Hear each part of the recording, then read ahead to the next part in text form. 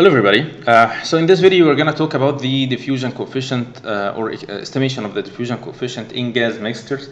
And before we go into the details of this video, I just want to draw your attention that the estimation of diffusion coefficient in gas mixture is very tricky, and it's not easy to predict. And that sometimes a species can be added into a gas mixture and lead to the increase in the diffusion coefficient of another species, and it might lead to the reduction in other cases. So it's not something that can be easily predicted, and the experimental data are hard to fit well with one equation. That's why it's not an easy thing to do. But what we can do, and that's why we're not going to go into deep details, or we're only going to discuss one example or one equation that was proposed to predict the diffusion coefficient of a species in a gas mixture. And this is the equation that was suggested by Wilk, and this is the what the equation says. It says that the diffusivity of 1 in a gas mixture equals 1 over y dash 2 divided by diffusivity of 1 in 2 plus y dash 3 divided by diffusivity of 1 in 3, and so on until y dash n divided by diffusivity of 1 in n. So we have to, or from this we have to know the binary diffusion coefficient of the species, the diffusing species, in each of the species available in this mixture. So it's a diffusivity of 1 in 2 must be known, 1 in 3, 1 in 4, until 1 in n.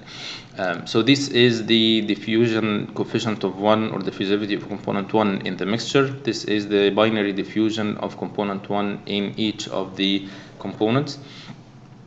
And now comes the question, what is the y dash? We know that y is the mole fraction, according to what we mentioned before, in the gas phase, of course.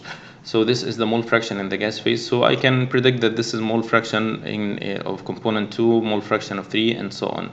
And this makes sense because, of course, the species that is available a lot in the gas phase would have high effect on the diffusion coefficient, or the mole fractions would affect the diffusion of the species in the mixture. But this is y dash, so it has a dash in it, and this is put because the y dash is the mole fraction of component n in a gas mixture on a component 1 free basis. What we mean by component 1 free basis, that or let's say first that the mole fraction is the number of moles of this component divided by the total number of moles of all the components we have in the mixture. But on 1 free basis we exclude component 1 from the denominator, so it's y2 divided by y2 plus y3 plus y4 until yn.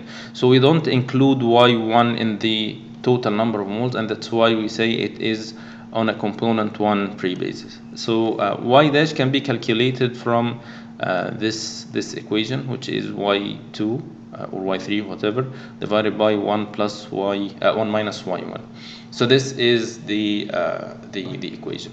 And then there is an equation or a question that I would like you to think of, which is the diffusion coefficient that we will get according to this equation for 1 in the mixture would be larger or smaller than d1 minus n.